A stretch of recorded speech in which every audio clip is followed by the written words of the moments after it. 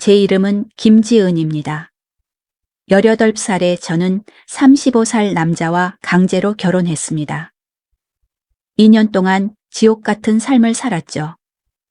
20살이 되던 해 새벽 2시에 가방 하나만 들고 도망쳤습니다. 그 후 10년 동안 혼자 살아남았습니다.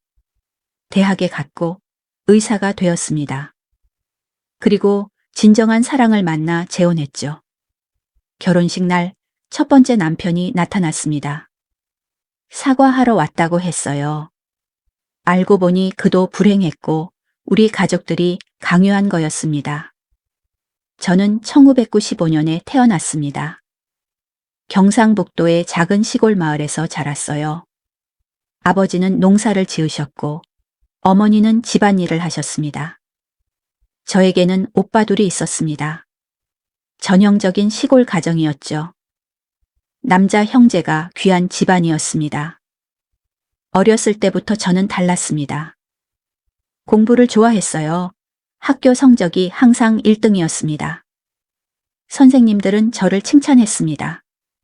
지은이는 서울대학교 갈 수 있어. 그 말이 저를 행복하게 했습니다.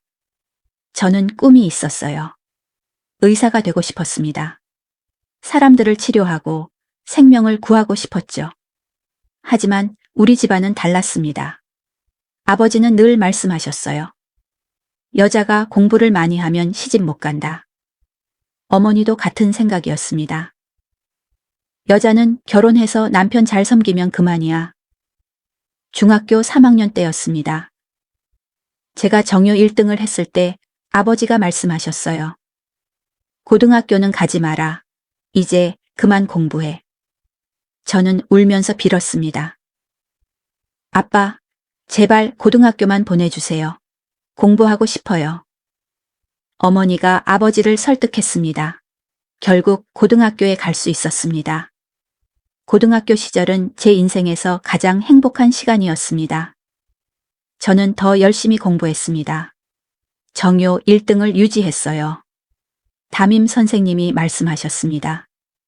지은아, 너는 의대에 갈 수 있어. 장학금도 받을 수 있을 거야. 하지만 고등학교 2학년이 되던 해 모든 것이 변했습니다. 어느 날 저녁 집에 돌아오니 낯선 사람들이 있었습니다. 아버지와 어머니 그리고 중년 부부와 한 남자가 앉아 있었어요. 남자는 정장을 입고 있었습니다. 나이가 많아 보였습니다. 지은아, 인사해라. 이분이 내 남편 될 뿐이야. 아버지가 말씀하셨습니다. 저는 얼어붙었습니다. 네? 남편이요? 제 목소리가 떨렸습니다. 그래. 이분은 박민수 씨야. 서울에서 사업하시는 분이야. 돈도 많으시고. 어머니가 설명했습니다. 하지만 저는 아직 고등학생이에요. 결혼할 수 없어요. 저는 소리쳤습니다. 시끄러워. 아버지가 버럭 화를 냈습니다. 이미 다 정해진 일이야. 네가 고등학교 졸업하면 바로 결혼한다. 싫어요. 절대 안 해요. 저는 울면서 방으로 뛰어갔습니다. 그날 밤 저는 한숨도 자지 못했습니다. 어떻게 이럴 수 있을까요? 제 인생을 제가 정할 수 없다는 게 믿기지 않았습니다. 다음 날부터 저는 아버지와 어머니를 설득하려고 했습니다. 제발 대학만 보내주세요. 그 다음에 결혼할게요. 하지만 소용없었습니다. 박민수 씨, 집안은 부자야. 너는 평생 편하게 살 수 있어. 이보다 좋은 조건 없어. 어머니가 말했습니다. 저는 돈이 필요 없어요. 제가 의사가 되면 제가 돈 벌 수 있어요. 저는 울부짖었습니다. 여자가 무슨 의사야. 결혼해서 자식 낳고 사는 게 여자 인생이야. 아버지는 단호했습니다. 저는 담임 선생님을 찾아갔습니다. 선생님, 도와주세요. 부모님이 저를 강제로 결혼시키려고 해요. 선생님은 안타까워했습니다. 지은아, 내가 내 부모님께 말씀드려 볼게. 선생님은 우리 집을 방문했습니다. 하지만 아버지는 화를 내며 선생님을 내쫓았습니다. 남의 집 일에 참견하지 마세요. 고등학교 3학년이 되었습니다. 다른 친구들은 대학 입시 준비를 했습니다. 하지만 저는 할 수 없었어요. 아버지가 수험원서를 쓰지 못하게 했습니다. 결혼 준비나 해라. 졸업식 날이었습니다. 친구들은 모두 대학 합격증을 받았습니다. 저만 아무것도 없었습니다. 집으로 돌아가는 길에 혼자 울었습니다. 2013년 3월, 제가 18살이 되던 달이었습니다. 결혼식이 열렸습니다. 작은 예식장이었어요. 양가 가족들만 참석했습니다. 저는 하얀 웨딩 드레스를 입었습니다. 거울을 보니 눈물이 흘렀습니다. 웃어라, 지우나. 오늘 내 결혼식이잖아. 어머니가 말했습니다. 어떻게 웃어요? 저는 행복하지 않아요. 저는 대답했습니다. 예식이 시작되었습니다. 박민수가 입장했습니다. 그는 정장을 입고 있었어요. 35살. 저보다 17살이나 많았습니다. 그의 얼굴에는 감정이 없었습니다. 저도 그랬습니다. 주례가 말했습니다. 신랑 신부는 서로 사랑하겠다고 맹세합니까? 저는 대답하지 않았습니다. 어머니가 제 팔을 꼬집었습니다. 예, 라고 해. 저는 작은 목소리로 말했습니다. 예. 결혼식이 끝났습니다. 저는 이제 박지은이 되었습니다. 제 성조차 잃어버렸습니다. 신혼여행은 없었습니다. 박민수는 시간 없다고 했습니다. 우리는 바로 서울의 아파트로 갔습니다. 강남에 있는 30평대 아파트였어요. 이제부터 여기서 살아. 박민수가 말했습니다. 네. 저는 작게 대답했습니다. 나는 회사 일이 바빠. 보통 밤 10시에 들어와 저녁 준비해놔. 그는 냉정하게 말했습니다. 알겠습니다. 저는 고개를 숙였습니다. 첫날 밤이었습니다. 저는 무서웠습니다. 18살, 아직 아이였어요. 아무것도 몰랐습니다. 박민수는 저를 쳐다보지도 않았습니다. 피곤하니까 자자. 그는 소파에서 잤습니다. 다음 날 아침, 박민수는 일찍 나갔습니다. 저는 혼자 남았습니다. 낯선 집, 낯선 도시. 아는 사람이 아무도 없었어요. 며칠 후 시어머니가 찾아왔습니다. 며느리, 집안일은 제대로 하고 있어? 그녀는 날카로운 목소리로 물었습니다. 네, 어머니. 저는 대답했습니다. 민수는 귀한 아들이야. 잘 모셔야 해. 알았지? 시어머니가 말했습니다.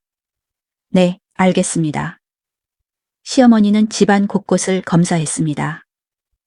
청소가 제대로 안 됐네. 이런 걸로 어떻게 며느리 노릇을 해. 그녀는 계속 지적했습니다. 저는 참았습니다. 뭐라고 말할 수가 없었어요. 한 달이 지났습니다. 저는 하루 종일 집에만 있었습니다. 청소하고, 빨래하고, 요리하고. 그게 제 하루였습니다. 친구들은 대학에 다니고 있었어요. SNS를 보면 모두 행복해 보였습니다. 저만 불행했습니다. 박민수는 저에게 관심이 없었습니다. 집에 오면 식사하고 TV 보고 잤습니다. 대화가 없었어요. 저는 투명인간 같았습니다. 혹시 제가 공부를 해도 될까요? 어느 날 용기를 내서 물었습니다. 공부? 뭔 소리야? 박민수가 귀찮다는 듯이 말했습니다. 대학에 가고 싶어요. 검정고시를 보고 대학에. 저는 떨리는 목소리로 말했습니다. 안 돼. 집안일이나 해. 그는 단호하게 거절했습니다. 하지만 저는 눈물이 났습니다. 됐어. 그만 얘기해. 박민수는 방으로 들어가 버렸습니다. 저는 그날 밤 화장실에서 소리 없이 울었습니다. 시간이 지나면서 상황은 더 나빠졌습니다. 시어머니는 일주일에 3번씩 집에 왔습니다. 매번 저를 지적했어요. 이것도 못해? 저것도 제대로 안 했네? 저는 점점 작아졌습니다. 박민수도 변했습니다. 처음엔 무관심했지만 이제는 화를 냈습니다. 밥이 왜 이래? 맛없어. 집안이 왜 이렇게 더러워? 저는 최선을 다했는데 늘 부족했습니다. 6개월이 지났을 때였습니다. 시어머니가 말했습니다. 지은아, 아이는 언제 가질 거야? 아직. 저는 당황했습니다. 결혼한 지 반년이나 됐는데 아직도 임신 안 했어? 문제 있는 거 아니야? 시어머니의 목소리가 날카로워졌습니다. 죄송합니다. 저는 고개를 숙였습니다. 병원 가봐. 검사 받아야겠어. 시어머니는 명령했습니다. 다음 날 시어머니는 저를 산부인과에 데려갔습니다. 의사는 검사 후 말했습니다. 건강하십니다. 아무 문제 없어요. 그럼 왜 임신이 안 되는 거야? 시어머니가 화를 냈습니다. 아직 시간이 필요합니다. 젊으시니까 걱정 마세요. 의사가 설명했습니다. 하지만 시어머니는 만족하지 않았습니다. 집에 돌아와서 박민수에게 말했습니다. 더 노력해야겠어. 손주를 빨리 봐야겠어. 그날 밤 박민수는 처음으로 저에게 다가왔습니다. 저는 무서웠습니다. 싫어요, 제발. 저는 울었습니다. 조용히 해. 내 의무야. 박민수는 차갑게 말했습니다. 그날 밤이 끝나고 저는 욕조에 앉아 한참을 울었습니다. 물이 차가워질 때까지 울었어요. 1년이 지났습니다. 저는 19살이 되었습니다. 하지만 행복하지 않았어요. 매일 같은 일상이 반복되었습니다. 시어머니의 잔소리, 박민수의 무관심과 폭언, 그리고 저의 침묵. 저는 점점 작아졌습니다. 거울을 보면 낯선 사람이 보였어요. 생기 없는 얼굴, 무표정한 눈. 18살 때에 밝았던 제가 사라졌습니다. 친구들과도 연락이 끊겼습니다. 시어머니가 핸드폰을 검사했거든요. 누구랑 연락해? 친구들이랑 놀 시간에 집안일이나 해. 저는 연락을 끊었습니다. 어느 날 고등학교 친구 수진이가 문자를 보냈습니다. 지은아, 괜찮아? 요즘 연락이 안 되네. 보고 싶어. 저는 눈물이 났습니다. 하지만 답장하지 못했어요. 겨울이 왔습니다. 눈이 내렸습니다. 창밖을 보며 저는 생각했습니다. 여기서 계속 살 수 있을까, 평생? 그 생각만으로도 숨이 막혔습니다. 아니, 저는 살 수 없었어요. 도망쳐야 했습니다. 하지만 어떻게? 돈도 없고 갈 곳도 없었습니다. 가족들도 저를 이해하지 못할 것입니다. 2014년 1월. 제가 20살이 되던 해였습니다. 어느 날 밤 박민수가 술을 마시고 들어왔습니다. 야, 밥 줘. 그는 비틀거렸습니다. 지금 밤 11시예요. 저녁은 이미. 저는 조심스럽게 말했습니다. 시끄러워, 밥 차려. 박민수가 소리쳤습니다. 저는 부엌으로 갔습니다. 손이 떨렸어요. 밥을 드고 반찬을 꺼냈습니다. 이게 뭐야? 반찬이 이것밖에 없어? 박민수가 상을 발로 찼습니다. 그릇들이 바닥에 떨어졌습니다. 죄송해요. 저는 무릎을 꿇고 깨진 그릇을 주웠습니다. 쓸모없는 것. 박민수가 중얼거렸습니다. 그날 밤 저는 결심했습니다. 도망쳐야겠다고. 다음 날부터 저는 계획을 세우기 시작했습니다. 조심스럽게, 천천히. 들키면 안 됐어요. 먼저 돈이 필요했습니다. 저는 생활비로 받는 돈에서 조금씩 모으기 시작했습니다. 장을 볼 때 영수증을 조작했어요. 10,000원짜리를 20,000원으로, 5,000원짜리를 10,000원으로. 차액을 저금했습니다. 석 달 동안 50만 원을 모았습니다. 두 번째로 갈 곳을 찾아야 했습니다. 저는 고등학교 친구 수진이에게 몰래 연락했습니다. 공중전화에서 전화했어요. 수진아, 나 지은이야. 지은아, 오랜만이다. 어떻게 지내? 수진아, 도와줘. 나 도망쳐야 해. 수진이는 놀랐습니다. 뭐, 무슨 일이야? 저는 모든 것을 말했습니다. 강제 결혼, 시어머니의 학대, 박민수의 폭언, 제가 얼마나 불행한지. 세상에. 지은아, 정말 미안해. 몰랐어. 수진이가 울었습니다. 나 좀 도와줄 수 있어? 며칠만 숨을 곳이 필요해. 당연하지. 우리 집으로 와. 부모님께 말씀드릴게. 고마워, 수진아. 정말 고마워. 계획이 준비되었습니다. 이제 날짜만 정하면 됐어요. 2014년 2월 15일. 그날을 선택했습니다. 박민수가 출장을 가는 날이었어요. 3일 동안 부산에 간다고 했습니다. 출장 전날 밤, 박민수는 집을 나서며 말했습니다. 3일 동안 집 잘 지켜. 어머니가 내일 오실 거야.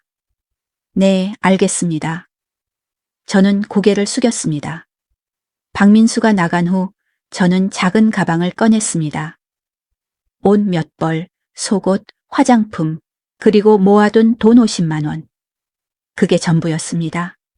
신분증, 통장, 카드는 박민수가 관리했습니다.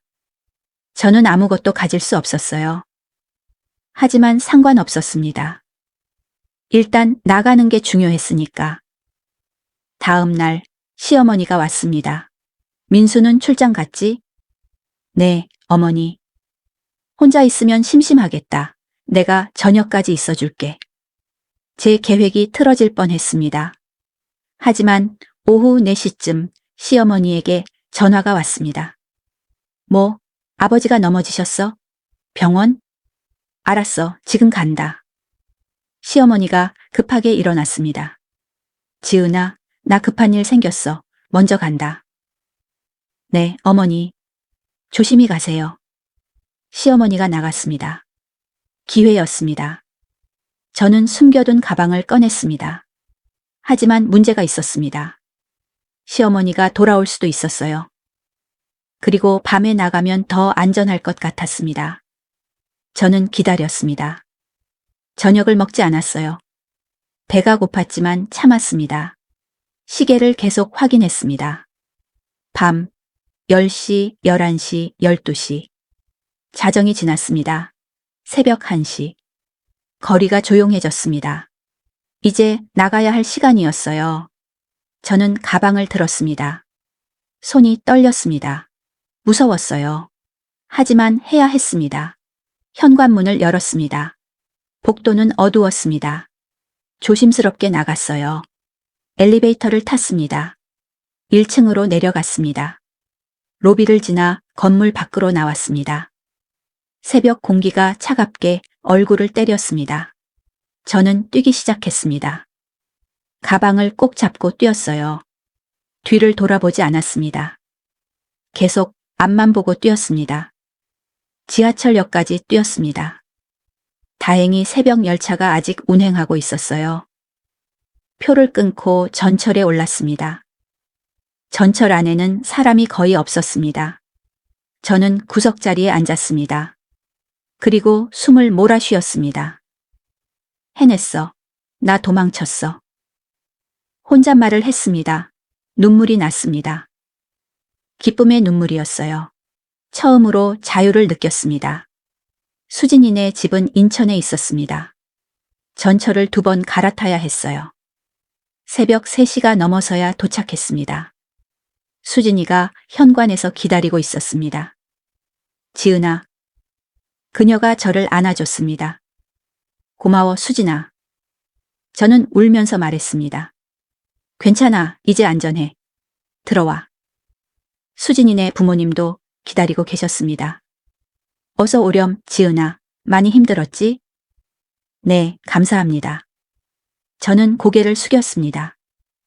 일단 쉬어. 내일 이야기하자. 수진이 어머니가 말씀하셨습니다. 수진이 방에서 잤습니다. 침대에 누우니 피곤이 몰려왔습니다. 하지만 잠이 오지 않았어요. 계속 생각했습니다. 이제 어떡하지? 다음 날 아침, 수진이네 가족과 함께 아침을 먹었습니다. 지은아, 앞으로 어떻게 할 거니? 수진이 아버지가 물으셨습니다. 일단 이혼하고 싶어요. 그리고 공부하고 싶어요. 이혼은 쉽지 않아. 남편이 동의해야 하거든. 수진이 아버지가 설명했습니다. 박민수는 동의 안 할 거예요. 그리고 시어머니도. 그럼 가정법원에 조정 신청을 해야겠구나. 변호사가 필요할 거야. 저는 돈이 없어요. 50만 원밖에.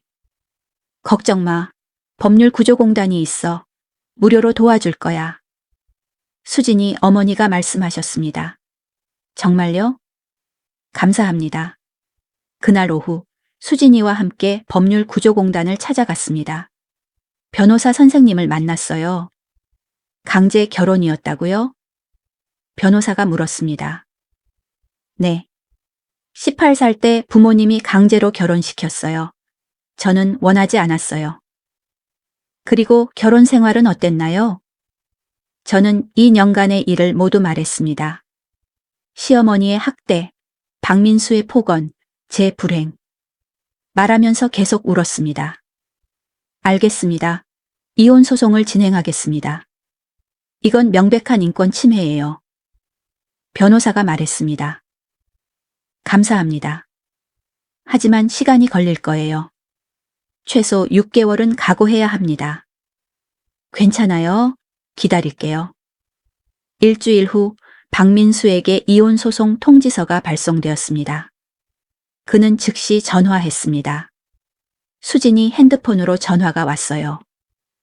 김지은, 지금 어디야? 당장 집에 돌아와. 박민수가 소리쳤습니다. 저는 전화를 받지 않았습니다. 시어머니도 전화했습니다. 이 못된 것. 남편 버리고 도망쳤어? 당장 돌아와. 역시 받지 않았습니다. 친정 어머니도 전화했습니다. 지은아, 무슨 짓이야? 남편한테 돌아가. 창피해 죽겠어. 엄마, 나는 안 돌아가. 이혼할 거야. 이혼? 미쳤니? 이혼하면 우리 집안 망신이야. 엄마는 내 행복보다 체면이 더 중요해? 당연하지. 넌 시집간 몸이야. 남편한테 돌아가. 저는 전화를 끊었습니다. 그리고 울었습니다. 친정 부모님마저 저를 이해하지 못했습니다. 하지만 포기하지 않았어요. 저는 살아남아야 했습니다. 수진이네 집에서 한 달을 지냈습니다. 그동안 저는 아르바이트를 찾았어요. 편의점 야간 알바였습니다. 밤 10시부터 새벽 6시까지. 월급은 120만 원이었습니다. 지은아, 너무 무리하는 거 아니야? 수진이가 걱정했습니다. 괜찮아. 돈을 벌어야 해. 독립해야 하니까. 낮에는 잤습니다. 밤에는 일했어요. 힘들었지만 행복했습니다. 자유로웠으니까. 3개월 후 첫 재판이 열렸습니다. 저는 법원에 갔습니다. 박민수와 시어머니도 왔어요. 김지은 씨, 왜 이혼하고 싶습니까? 판사가 물었습니다. 강제 결혼이었습니다. 저는 원하지 않았어요. 그리고 결혼 생활도 불행했습니다. 강제 결혼이라는 증거가 있습니까? 직접적인 증거는 없습니다. 하지만 저는 18살이었고 고등학생이었어요. 부모님이 강요했습니다. 박민수 측 변호사가 말했습니다. 강요한 적 없습니다. 양가 합의에 결혼했습니다. 아닙니다. 저는 울면서 싫다고 했어요. 저는 소리쳤습니다. 조용히 하세요. 판사가 주의를 줬습니다. 재판은 계속되었습니다. 박민수는 이혼을 거부했습니다. 아내가 일방적으로 집을 나갔습니다. 잘못은 아내에게 있습니다. 판사님, 남편은 저를 학대했습니다. 폭언도 했어요. 저는 증언했습니다. 증거가 있습니까? 녹음이나 영상은 없습니다. 하지만 제 증언이 있습니다. 증거 없이는 인정하기 어렵습니다. 판사가 말했습니다. 첫 재판은 불리하게 끝났습니다. 저는 절망했습니다. 포기하지 마세요. 다음 재판이 있습니다. 변호사가 위로했습니다. 두 번째 재판 준비를 했습니다. 이번에는 증인이 필요했어요. 저는 고등학교 담임 선생님을 찾아갔습니다. 선생님, 기억하세요? 저 김지은이에요. 지은아? 그래, 기억하지? 어떻게 지냈니? 저는 모든 것을 말씀드렸습니다. 선생님은 울었습니다. 미안해, 지은아. 선생님이 더 도와줬어야 하는데. 아니에요, 선생님. 이제 선생님이 도와주실 수 있어요. 재판에서 증언해 주세요. 제가 결혼을 원하지 않았다고, 선생님도 말렸다고. 그래, 당연히 증언하지. 꼭 이혼해야 해. 감사합니다, 선생님. 두 번째 재판이 열렸습니다. 담임 선생님이 증인으로 섰습니다. 김지은 학생은 의대 진학을 꿈꿨습니다. 성적도 우수했어요. 하지만 부모님이 결혼을 강요했습니다. 제가 말렸지만 소용없었습니다. 선생님의 증언이 도움이 되었습니다. 하지만 아직 부족했어요. 판사가 말했습니다. 강제성은 인정됩니다. 하지만 결혼은 유효합니다. 이혼 사유가 더 필요합니다. 판사님, 결혼 생활이 불행했습니다. 시어머니의 학대, 남편의 무관심. 그것만으로는 부족합니다. 더 구체적인 증거가 필요합니다. 세 번째 재판을 준비하면서 저는 막막했습니다. 증거가 없었어요. 어떻게 증명할 수 있을까? 그때 수진이가 아이디어를 냈습니다. 지은아, 정신과 진단서는 어때? 트라우마나 우울증 진단받으면 증거가 되지 않을까? 맞아. 좋은 생각이야. 저는 정신과를 방문했습니다. 의사 선생님께 제 상황을 설명했습니다. 심각하네요. PTSD와 우울증이 보입니다. 진단서 써드릴게요. 진단서를 받았습니다. 외상 후 스트레스 장애, 주요 우울증. 이게 제 증거였습니다. 세 번째 재판이 열렸습니다. 저는 진단서를 제출했습니다. 판사님, 이 결혼으로 인해 저는 정신적 고통을 받았습니다. 제 인생을 돌려받고 싶습니다. 판사가 진단서를 검토했습니다. 그리고 박민수를 쳐다봤습니다. 피고는 원고에게 어떤 피해를 주었습니까? 저는 아무 잘못도 없습니다. 박민수가 말했습니다. 아내가 PTSD 진단을 받을 정도면 뭔가 있었을 텐데요. 박민수는 대답하지 못했습니다. 판사가 최종 판결을 내렸습니다. 이혼을 허가합니다. 원고의 정신적 고통이 인정됩니다. 저는 믿을 수 없었습니다. 정말요? 이혼됐어요? 네. 판결문은 2주 후에 나옵니다. 저는 법원 밖에서 울었습니다. 기쁨의 눈물이었어요. 드디어 자유로워졌습니다. 2014년 9월. 정식으로 이혼이 확정되었습니다. 저는 다시 김지은이 되었습니다. 제 이름을 되찾았어요. 이제 새 인생을 시작할 시간이었습니다. 이혼 후 저는 본격적으로 제 인생을 설계하기 시작했습니다. 먼저 해야 할 일은 대학 입학이었습니다. 하지만 문제가 있었습니다. 저는 고등학교만 졸업했고 수능을 본 적이 없었어요. 검정고시부터 다시 시작해야 했습니다. 편의점 알바를 계속하면서 낮에는 독학으로 공부했습니다. 도서관에 가서 수능 교재를 빌렸어요. 수학, 영어, 국어, 과학. 모든 걸 혼자 공부했습니다. 지은아, 너무 무리하는 거 아니야? 학원이라도 다녀. 수진이가 걱정했습니다. 돈이 없어. 혼자 할 수 있어. 저는 대답했습니다. 매일 4시간만 자고 공부했습니다. 밤에는 일하고, 낮에는 공부하고. 힘들었지만 행복했어요. 제가 원하는 걸 하고 있었으니까. 2015년 11월 수능 시험을 봤습니다. 떨렸어요.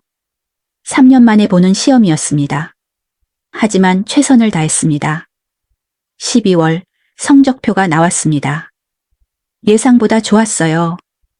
의대는 어렵지만 간호대는 갈 수 있을 것 같았습니다. 지은아, 축하해. 잘 봤네. 수진이가 기뻐했습니다. 고마워. 이제 대학만 붙으면 돼. 저는 서울의 여러 간호대학에 원서를 냈습니다. 장학금이 있는 곳을 위주로 지원했어요. 2016년 1월 합격 통보가 왔습니다. 서울의 한 사립대 간호학과였습니다. 게다가 전액 장학금이었어요. 합격했어. 장학금까지. 저는 울면서 수진이를 안았습니다. 축하해 지은아. 정말 대단해. 드디어 대학생이 되었습니다. 20살에 도망쳤고 22살에 대학에 입학했습니다. 늦었지만 괜찮았어요. 시작이 중요했으니까. 2016년 3월 입학식이었습니다. 저는 교복 대신 대학 점퍼를 입었습니다. 캠퍼스를 걸으니 눈물이 났어요. 드디어 여기까지 왔구나. 대학 생활은 힘들었습니다. 공부도 어려웠고 돈도 부족했어요. 하지만 행복했습니다. 간호학과는 실습이 많았습니다. 병원에서 환자들을 돌봤어요. 처음에는 서툴렀지만 점점 나아졌습니다. 지은 씨, 손이 참 부드럽네요. 간호사 잘 어울려요. 한 할머니 환자가 말씀하셨습니다. 감사합니다. 저는 웃었습니다. 대학 1학년이 끝날 무렵 저는 원룸을 얻었습니다. 더 이상 수진이네 집에 폐를 끼칠 수 없었어요. 지은아, 괜찮아. 계속 있어도 돼. 수진이가 말했습니다. 아니야, 이제 독립해야 해. 고마웠어, 수진아. 평생 잊지 않을게. 보증금 500만 원, 월세 40만 원짜리 작은 원룸이었습니다. 5평도 안 되는 작은 공간이었지만 제게는 궁전 같았어요. 제 공간이었으니까. 편의점 알바를 그만두고 병원 간병 아르바이트를 시작했습니다. 시급이 더 높았거든요. 밤에 환자를 돌보고 낮에는 학교에 갔습니다. 2학년이 되었습니다. 수업이 더 어려워졌어요. 해부학, 생리학, 양리학. 외울 게 산더미 같았습니다. 하지만 저는 포기하지 않았습니다. 도서관에서 새벽까지 공부했어요. 성적은 늘 상위권이었습니다. 김지은 씨, 장학금 계속 받네요. 대단해요. 교수님이 칭찬했습니다. 감사합니다, 교수님. 3학년 여름방학 때였습니다. 병원 실습 중에 한 의사 선생님을 만났습니다. 이름은 정우진, 30살의 레지던트였어요. 간호학과 학생이죠? 지은 씨? 그가 물었습니다. 네, 맞습니다. 열심히 하시네요. 환자들이 지은 씨 칭찬 많이 해요. 감사합니다. 저는 부끄러워했습니다. 우진 선생님은 친절했습니다. 실습 중에 모르는 게 있으면 설명해줬어요. 점심시간에는 같이 식사했습니다.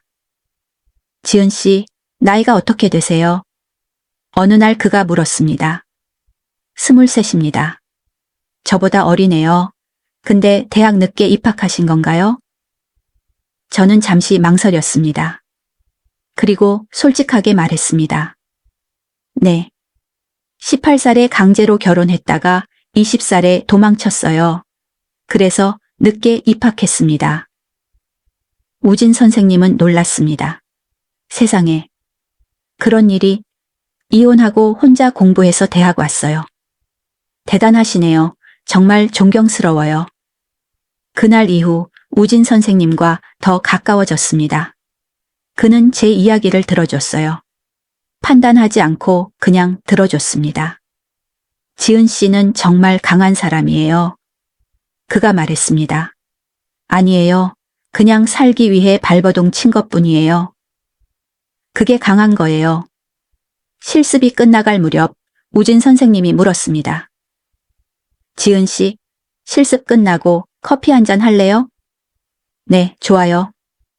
우리는 병원 근처 카페에 갔습니다. 처음으로 둘이서만 만났어요. 지은 씨, 솔직히 말할게요. 저 지은 씨가 좋아요. 우진 선생님이 고백했습니다.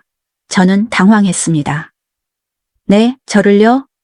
네, 처음 봤을 때부터 좋았어요. 열심히 사는 모습이 멋있었어요. 저는 아직 준비가 안 됐어요. 결혼 트라우마가 있어서. 알아요. 천천히 가요. 친구로 시작해요. 부담 갖지 마세요. 고마워요, 우진 씨. 그날부터 우리는 자주 만났습니다. 친구처럼요.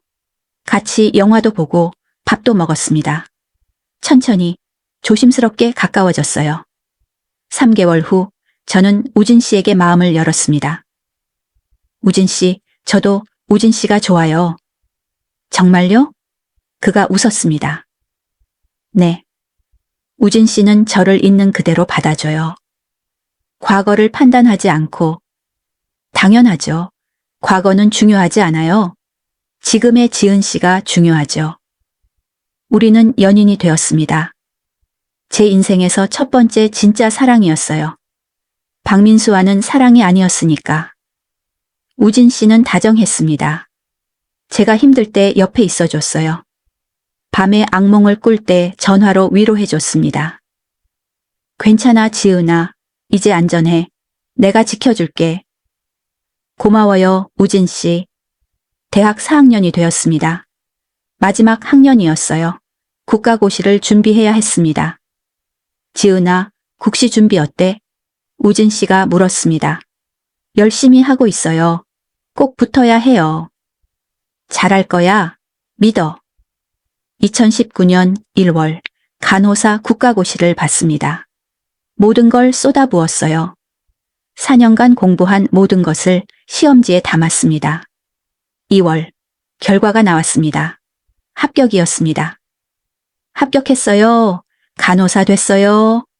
저는 울면서 우진 씨에게 전화했습니다. 축하해, 지은아. 정말 자랑스러워. 드디어 간호사가 되었습니다. 18살에 꿈이 무너졌지만 25살에 다시 이뤘습니다. 취업도 금방 되었습니다. 서울의 한 대학병원에 합격했어요. 우진 씨가 일하는 병원이었습니다. 이제 같은 병원에서 일하네요. 제가 웃었습니다. 그러게요. 매일 볼 수 있겠어요. 간호사 생활이 시작되었습니다. 힘들었지만 보람 있었어요. 환자들을 돌보고 생명을 구하는 일. 제가 항상 꿈꿨던 일이었습니다. 1년 후 우진 씨가 청혼했습니다. 지은아, 나와 결혼해 줄래요? 그는 무릎을 꿇었습니다. 저는 눈물을 흘렸습니다. 우진 씨, 저 결혼이 무서워요. 트라우마가 있어서. 알아요. 하지만 우리는 달라요. 우리는 사랑으로 시작했잖아요. 천천히 가요. 당신이 준비될 때까지 기다릴게요. 정말요? 진심이에요. 저는 고민했습니다. 일주일, 한 달, 2달. 결혼이 무서웠어요. 18살 때의 기억이 떠올랐습니다. 하지만 우진 씨는 박민수와 달랐습니다. 그는 저를 존중했어요. 제 의견을 들어줬고 강요하지 않았습니다. 3개월 후 저는 결심했습니다. 네, 결혼할게요. 정말요? 우진 씨가 기뻐했습니다. 네. 우진 씨와 함께라면 할 수 있을 것 같아요. 2020년 가을, 우리는 결혼 준비를 시작했습니다. 작은 결혼식으로 하기로 했어요. 친한 사람들만 초대했습니다. 문제가 하나 있었습니다. 부모님이었어요. 저는 도망친 후 부모님과 연락을 끊었습니다. 6년 동안 한 번도 만나지 않았어요. 부모님은 초대 안 할 거예요? 우진 씨가 물었습니다. 글쎄요. 저를 강제로 결혼시킨 사람들인데. 하지만 그래도 부모님이잖아요. 한번 연락해보는 게 어때요? 저는 망설였습니다. 하지만 우진 씨 말이 맞았어요. 한 번쯤은 기회를 줘야 할 것 같았습니다. 친정에 전화했습니다. 6년 만이었습니다. 여보세요? 어머니 목소리였습니다. 엄마, 나 지은이야. 지은아? 정말 네가 맞니? 응. 엄마, 나 결혼해. 이번엔 내가 사랑하는 사람과. 뭐? 결혼? 너 이혼했잖아? 응. 이혼하고 간호사 됐어. 그리고 좋은 사람 만났어. 의사야. 어머니는 한참 말이 없었습니다. 그래, 잘했네. 결혼식에 와줄 수 있어? 엄마랑 아빠. 갈게, 꼭 갈게. 고마워, 엄마. 2020년 11월 14일 결혼식 날이었습니다. 작은 예식장이었어요. 친구들, 동료들, 그리고 우진 씨 가족이 왔습니다. 저는 하얀 웨딩 드레스를 입었습니다. 7년 전에도 입었던 드레스. 하지만 이번엔 달랐어요. 행복했으니까. 거울을 보며 웃었습니다. 이번엔 진짜야. 진짜 결혼이야. 예식이 시작되기 직전이었습니다. 갑자기 예식장 문이 열렸습니다. 박민수였습니다. 제 첫 번째 남편, 아니 전 남편이 서 있었습니다. 7년 만이었어요. 지은 씨? 그가 조심스럽게 다가왔습니다. 저는 얼어붙었습니다. 왜 여기 온 거예요? 사과하러 왔어요. 7년 늦었지만 주변 사람들이 웅성거렸습니다. 우진 씨가 제 옆으로 왔습니다. 누구세요? 저는 지은 씨의 전 남편입니다. 전 남편이요? 우진 씨가 놀랐습니다. 박민수가 고개를 숙였습니다. 지은 씨, 정말 미안해요. 7년 전 일, 제 잘못이었어요. 갑자기 왜 이러세요? 저는 당황했습니다. 사실은 저도 불행했어요. 결혼하고 싶지 않았어요. 어머니가 강요했어요. 뭐라고요? 박민수가 설명했습니다. 어머니가 당신네 집안과 사업 거래가 있었어요. 그래서 결혼을 강요했어요. 저도 원하지 않았어요. 저는 믿을 수 없었습니다. 그럼 왜 저한테 그렇게 했어요? 폭언하고 무시하고. 제가 비겁했어요. 화풀이한 거예요. 정말 미안해요. 지은 씨가 도망친 후 저도 어머니와 싸웠어요. 그리고 집을 나왔어요. 지금은 독립해서 살고 있어요. 그랬군요. 지은 씨한테 너무 미안했어요. 용서해달라는 게 아니에요. 그냥 사과하고 싶었어요. 그리고 축하하고 싶었어요. 행복하세요. 박민수가 꽃다발을 건넸습니다. 그리고 돌아서서 나갔습니다. 저는 멍하니 서 있었습니다. 우진 씨가 제 손을 잡았습니다. 괜찮아요? 네, 괜찮아요. 그냥 놀라서. 이제 정말 끝났네요. 과거랑. 맞아요. 이제 끝이에요. 예식이 시작되었습니다. 입장 음악이 흘렀어요. 저는 버진로드를 걸었습니다. 우진 씨가 저를 기다리고 있었습니다. 웃고 있었어요. 신부 입장합니다. 사회자가 말했습니다. 저는 천천히 걸었습니다. 과거를 뒤로 하고 미래로 걸어갔습니다. 우진 씨 앞에 섰습니다. 그가 제 손을 잡았습니다. 사랑해요, 지은아. 저도 사랑해요, 우진 씨. 주례가 말했습니다. 신랑 신부는 서로 사랑하고 존중하겠습니까? 이번에는 큰 목소리로 대답했습니다. 네. 우진 씨도 대답했습니다. 네. 이제 키스하셔도 좋습니다. 우진 씨가 저를 안았습니다. 그리고 키스했어요. 박수 소리가 들렸습니다. 행복했습니다. 진짜로. 결혼식이 끝나고 피로연이 시작되었습니다. 친구들과 동료들이 축하해줬어요. 지은아, 정말 축하해. 행복해 보인다. 수진이가 울면서 안아줬습니다. 고마워, 수진아. 네가 없었으면 여기까지 못 왔을 거야. 무슨 소리야. 네가 잘한 거지. 부모님도 오셨습니다. 6년 만에 보는 얼굴이었어요. 아버지는 많이 늙으셨고 어머니도 머리가 희끗희끗했습니다. 지은아. 어머니가 저를 보며 울었습니다. 엄마. 저도 울었습니다. 미안해, 지은아.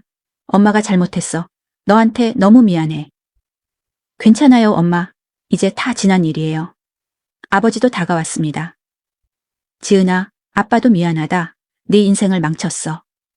아니에요, 아빠. 제가 다시 일으켰어요. 이제 괜찮아요. 정말 자랑스럽다. 간호사까지 됐다며? 대단해. 감사해요, 아빠. 우리는 포옹했습니다. 오랜 상처가 조금씩 아물기 시작했어요. 피로연이 끝나고 우진 씨와 저는 신혼여행을 떠났습니다. 제주도였어요. 왜 제주도예요? 제가 물었습니다. 한국에서 가장 아름다운 곳이잖아요. 그리고 멀리 가면 피곤할 것 같아서. 배려해 주셔서 고마워요. 제주도는 정말 아름다웠습니다. 푸른 바다, 맑은 하늘, 따뜻한 햇살. 우진 씨와 손을 잡고 해변을 걸었어요. 행복해요? 우진 씨가 물었습니다. 네, 정말 행복해요. 이런 날이 올 줄 몰랐어요. 앞으로도 계속 행복할 거예요. 약속해요? 약속해요. 신혼여행에서 돌아온 후 우리는 신혼집으로 이사했습니다. 작은 아파트였지만 따뜻했어요. 여보, 이제 우리 집이에요. 제가 신났습니다. 그래요, 우리 집. 결혼 생활이 시작되었습니다. 우진 씨는 정말 좋은 남편이었어요. 집안일도 함께 했고 제 의견을 존중해줬습니다. 오늘 저녁 뭐 먹을까요? 우진 씨가 물었습니다. 김치찌개 어때요? 좋아요. 같이 만들어요. 둘이서 같이 요리했습니다. 웃으면서요. 행복했습니다. 하지만 때때로 과거가 떠올랐습니다. 악몽을 꿀 때가 있었어요. 박민수와 시어머니가 나타나는 꿈, 도망치는 꿈. 저는 비명을 지르며 깼습니다. 여보, 괜찮아요? 우진 씨가 저를 안아줬습니다. 악몽 꿨어요. 괜찮아요. 이제 안전해요. 내가 여기 있어요. 우진 씨는 제가 진정될 때까지 안아줬습니다. 상담 치료받는 게 어때요? 트라우마 전문가한테. 그래야 할까요? 네, 완전히 극복하는 게 좋을 것 같아요. 저는 정신과 상담을 받기 시작했습니다. 일주일에 한 번씩 상담 선생님을 만났어요. 지은 씨, 과거의 일은 당신 잘못이 아니에요. 상담 선생님이 말했습니다. 하지만 제가 약했어요. 도망치지 말고 싸웠어야 했어요. 아니에요. 도망친 것도 용기예요. 살아남은 거예요. 정말요? 네. 당신은 생존자예요. 피해자가 아니라. 그 말이 저를 위로했습니다. 저는 피해자가 아니었어요. 생존자였습니다. 상담을 6개월 받았습니다. 점점 나아졌어요. 악몽도 줄어들었고 마음도 가벼워졌습니다. 많이 좋아졌어요, 지은 씨. 이제 거의 회복됐어요. 상담 선생님이 말했습니다. 감사합니다, 선생님. 선생님 덕분이에요. 아니에요.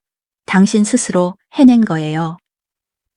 2021년 봄, 좋은 소식이 있었습니다. 임신이었어요. 여보, 임신했어요. 저는 울면서 우진 씨에게 말했습니다. 정말요? 우리 아기가? 우진 씨도 울었습니다. 네, 의사 선생님이 확인했어요. 우리는 함께 울고 웃었습니다. 새 생명이 자라고 있었어요. 건강하게 낳을 수 있을까요? 저는 걱정했습니다. 당연하죠. 당신은 간호사잖아요. 누구보다 잘 알잖아요. 맞아요. 걱정하지 말아야죠. 임신 기간 동안 우진 씨는 저를 정말 잘 돌봐줬습니다. 입덧할 때 등을 쓰다듬어주고, 발이 부을 때 마사지해주고, 새벽에 갑자기 음식이 먹고 싶다고 하면 사다 줬어요. 여보, 미안해요. 너무 힘들게 하죠? 제가 미안해했습니다. 뭔 소리예요? 이 정도는 당연하죠. 우리 아기 낳는데. 고마워요. 2021년 11월 딸을 낳았습니다.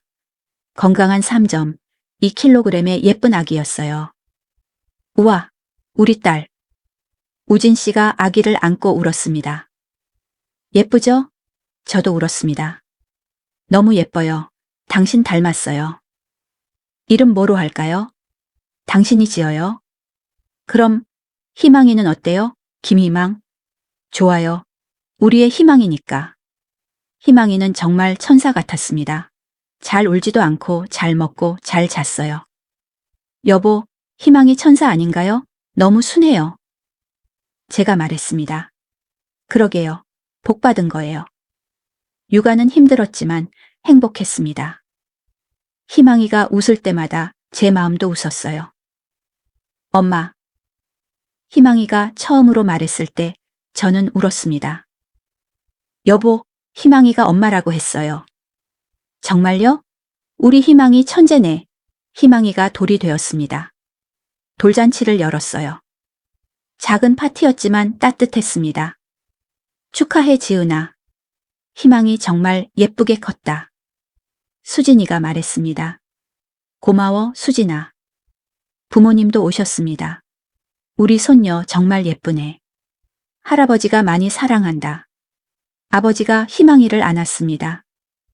행복해 보인다, 지은아. 어머니가 말했습니다. 네, 엄마. 정말 행복해요. 다행이다. 엄마가 그때 너를 지켜줬어야 했는데. 괜찮아요, 네 엄마. 이제 다 잘 됐잖아요. 2023년 제게 특별한 소식이 전해졌습니다. 친구에게서 온 메시지였어요. 지은아, 뉴스 봤어? 박민수 어머니 체포됐대.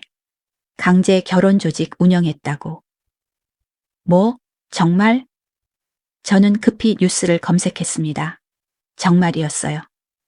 박 씨 65세 여성 강제 결혼 중개 조직 운영 혐의로 구속.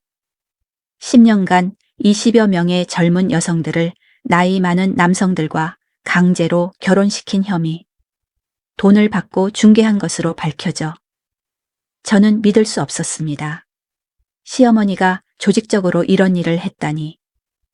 여보, 이것 봐요. 저는 우진 씨에게 보여줬습니다. 세상에. 당신만 당한 게 아니었네요. 20명이나, 저 같은 피해자가 20명이나. 뉴스는 계속 이어졌습니다. 피해자들은 대부분 18세에서 20세 사이의 어린 여성들이었으며 가난한 시골 집안 출신이었다. 박 씨는 부유한 남성들에게 소개비 명목으로 수천만 원을 받았던 것으로 드러났다. 제 결혼도 돈 거래였던 거예요? 저는 충격받았습니다. 그랬나 봐요. 당신 부모님도 모르셨을 거예요. 저는 부모님께 전화했습니다. 아빠, 혹시 제 결혼 때 돈 받으셨어요? 뭐, 무슨 소리야? 박민수 어머니가 결혼 소개비로 돈을 줬나요? 아, 그거. 사실은 아버지가 망설였습니다. 솔직히 말해주세요. 3천만 원 받았다. 사업 자금으로 필요했어서 미안하다, 지은아. 저는 전화를 끊었습니다. 너무 화가 났어요. 저는 3천만 원에 팔린 거였습니다. 여보, 진정해요. 우진 씨가 저를 안아줬습니다. 어떻게 이럴 수가 있어요? 저를 돈에 판 거예요. 부모님도 잘못하신 거예요. 하지만 이제 후회하시잖아요. 저는 한참을 울었습니다. 분노와 슬픔이 뒤섞였어요. 며칠 후 경찰에서 연락이 왔습니다. 김지은 씨죠? 피해자 진술을 받고 싶습니다. 네, 알겠습니다. 경찰서에 갔습니다. 형사가 말했습니다. 김지은 씨도 피해자 중 한 명입니다. 진술해 주시면 재판에 도움이 됩니다. 제가 뭘 해야 하나요?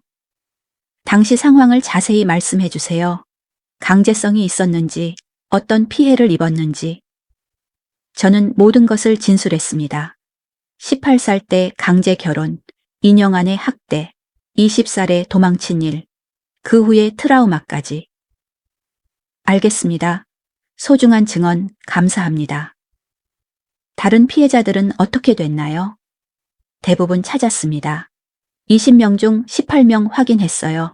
모두 비슷한 상황이었습니다. 그분들도 저처럼 고생했겠네요. 네. 하지만 김지은 씨처럼 잘 극복한 사람은 적습니다.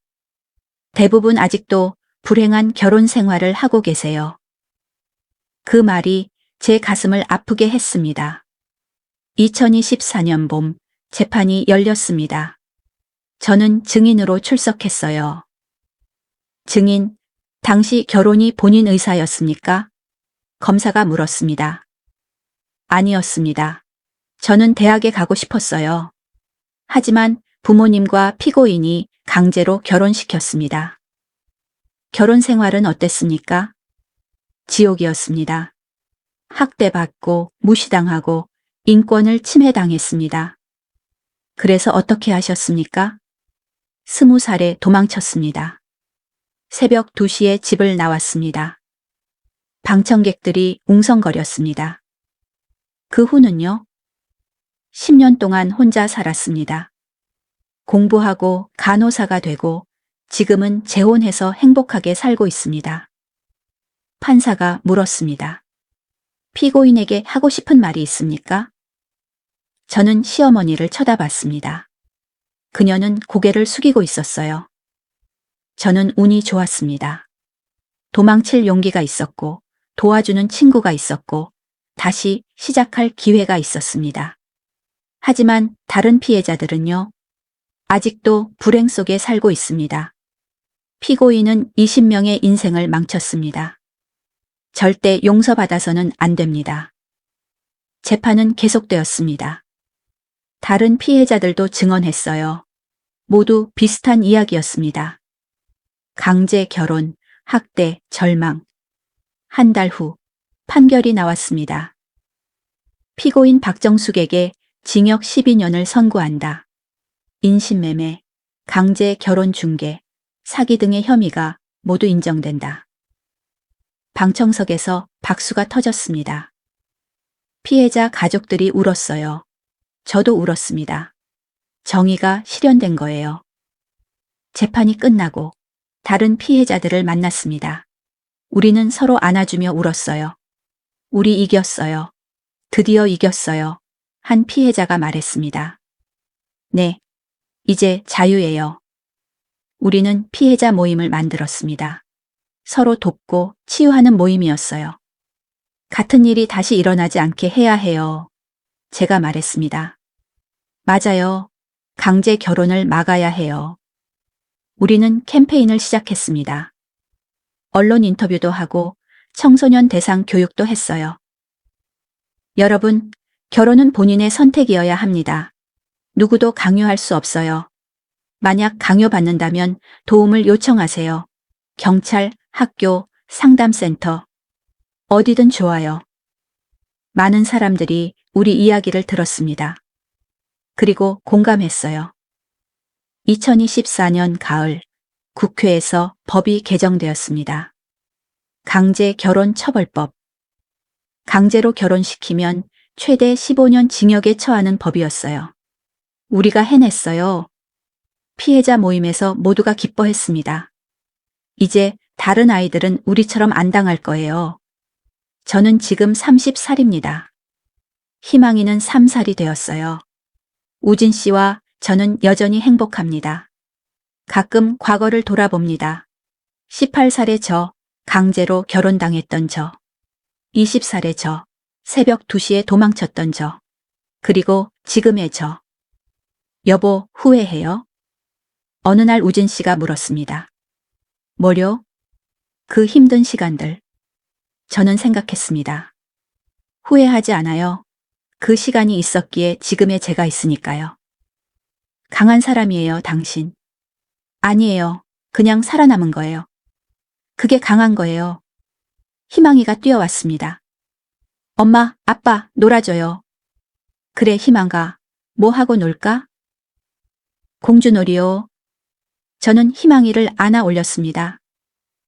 희망아, 엄마가 말해줄게. 진짜 공주는 왕자님이 구해주는 게 아니야. 스스로 구하는 거야. 정말요? 응. 엄마가 그랬거든. 엄마는 스스로를 구했어. 우와, 엄마 멋있어요. 희망이도 멋진 사람이 될 거야. 누구한테도 강요받지 않고 자기 인생을 스스로 선택하는 사람. 네, 저도 엄마처럼 될래요. 우진 씨가 우리 둘을 안았습니다. 나는 정말 복받은 사람이에요. 이렇게 강한 여자들과 함께 살아서. 우리가 더 복받았죠. 제가 웃었습니다. 그날 저녁 희망이를 재우고 나서 창밖을 봤습니다. 별이 빛나고 있었어요. 18살, 20살, 그리고 30살. 제 인생의 3번의 전환점이었습니다. 18살에는 강제로 결혼당했습니다. 20살에는 용기 내어 도망쳤습니다. 30살에는 진정한 행복을 찾았습니다. 저는 살아남았습니다. 그리고 행복해졌습니다. 이것이 제 이야기입니다. 강제 결혼의 피해자에서 생존자로, 그리고 승리자로. 만약 지금 이 글을 읽는 누군가가 비슷한 상황에 있다면 말하고 싶습니다.